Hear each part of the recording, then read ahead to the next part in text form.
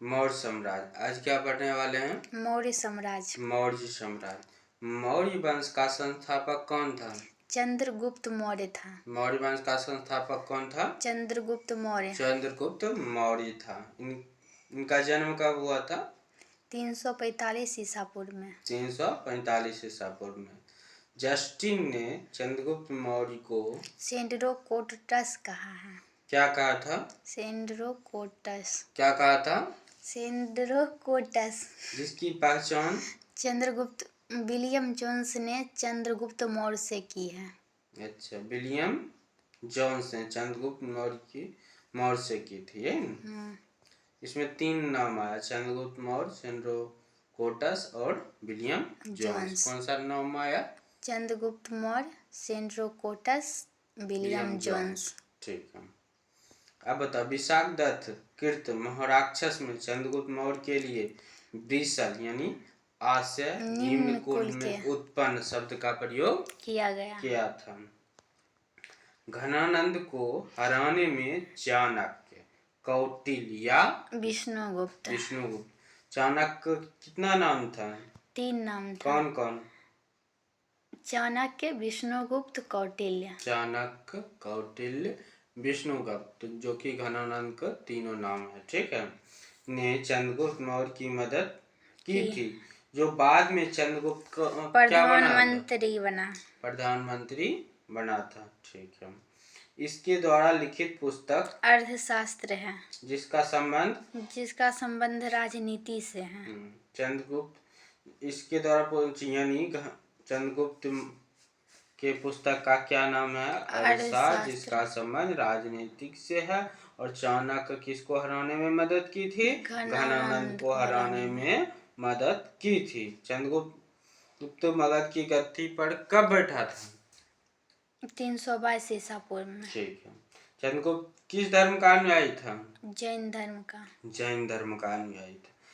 चंद्रगुप्त ने अपना अंतिम समय कहाँ पर बिताया था? श्रवणबेलगोला में, जो कि श्रवणबेलगोला किस राज्य में पड़ता है? कर्नाटक में पड़ता है। ठीक है। अब बता, चंद्रगुप्त ने किस ईसा पूर्व में सेल्यूकस निकेटर को हराया था? 305 ईसा पूर्व में। चंद्रगुप्त मौर्य ने 305 ईसा पूर्व में सेल्यूकस निकेटर को हराया था। ठीक है। सेल्यूकस निकेटर ने अपनी पुत्री कार्नेलिया की शादी चंद्रगुप्त मौर्य से कर दी और युद्ध संधि शर्तों के अनुसार 4 प्रांत काबुल, कंधार, हेरात और मकरान चंद्रगुप्त मौर्य को दिए। ठीक है।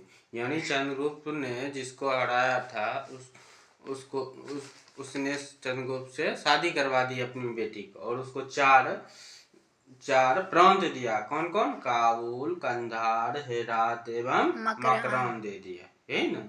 उसकी पुत्री का नाम कार्नेलिया थी। ठीक है। चंद्रगुप्त मौर्य ने जैनी गुरु भद्रबाहु से जैन धर्म से शिक्षा ली थी। यानी चंद्रगुप्त मौर्य किसके अनुयायी थे? जैन धर्म के अनुयायी। इसीलिए उनका गुरु कौन था? जैनी गुरु भद्रबाहु। ठीक है। मेगास्थनी सेल्यूकस निकेटर का क्या था? राजदूत था, जो चंद्रगुप्त के दरबार में आया था। कौन आया था?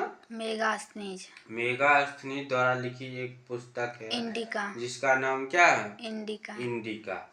मेगास्थनी के अनुसार सम्राट का जनता के सामने अफसरों की शोभा यात्रा में जश्न मनाया जाता है। उन्हें एक सोने की पालकी में ले जाया जाता है। उनके अंगरक्षक सोने और चांदी से अलंकृत हथियार पर सवार रहते हैं। कुछ अंगरक्षक पेड़ को लेकर चलते हैं। एक पेड़ पर प्रकाशित तोतों का झुंड रहता है, जो सम्राट के सिर के चारों तरफ चक्कर लगाता है। कुछ अंगरक्षक पेड़ को लेकर चलते हैं। इन पेड़ों को प्रशिक्षित तोतों का झुंड रहता है, जो सम्राट के सिर के चारों तरफ चक्कर लगाता है। राजा सामान्यतः हथियारबंद महिलाओं से घिरे होते हैं। उन्हें खाना खाने से पहले खास नौकर उस पर को चखते हैं। वे लगातार 2 रात एक ही कमरे में नहीं सोते हैं। पाटलिपुत्र के बारे में क्या था? पाटलिपुत्र एक विशाल प्राचीर से घिरा है जिसमें 570 बुर्ज और 64 द्वार हैं। जो 2 और 3 मंजिल वाली घर की लकड़ी यानी घर लकड़ी और कच्ची ईंटों से बनी है। राजा का महल भी काठ का बना है जिसे पत्थर की नक्काशी से अलंकृत किया गया है। यह चारों तरफ से उद्यानों और चिड़ियाओं के लिए बसेरे हैं। टोटल मिलाकर ये किसके बुक में लिखा हुआ था? ये लिखा हुआ था इंडिका में, मेगास्थनीज के इंडिका पुस्तक के में। बुक इंडिका में लिखा हुआ था कि इसमें बहुत राजा को चारों तरफ पालकी में बैठाया जाता था। एक सैनिक पेड़ लेकर चलता था जिस पर तोता मंडराते रहता था और राजा चारों तरफ घूमते रहता था। उसके बाद पाटलिपुत्र के बारे में लिखा हुआ था 570 बुर्ज हैं, 64 द्वार हैं और 2-3 मंजिल का घर है जो कि लकड़ी का है। यही लिखा हुआ है। और किसके बुक में, सबसे बड़ी बात, किसके बुक में लिखा हुआ था? मेगास्थनीज के बुक में, इंडिका में। और इंडिका में लिखा हुआ था। ठीक है। चंद्रगुप्त मौर्य और सेल्यूकस के बीच हुए युद्धों का वर्णन एपियनस ने किया था। किसने किया था? एपिनियस ने। एपियानस ने किया था। पर प्लूटार्क के अनुसार चंद्रगुप्त ने सेल्यूकस को कितना हाथी उपहार दिया था? 500 हाथी। 500 हाथी उपहार दिया था। ठीक। चंद्रगुप्त की मृत्यु कब हुई थी? 298 ईसा पूर्व में, 298 ईसा पूर्व में। और किसके उपवास के कारण हुए थे? उपवास द्वारा, यानी भूखल प्यासल रह के ये क्या करिए, प्राण त्याग दिए, मर गए।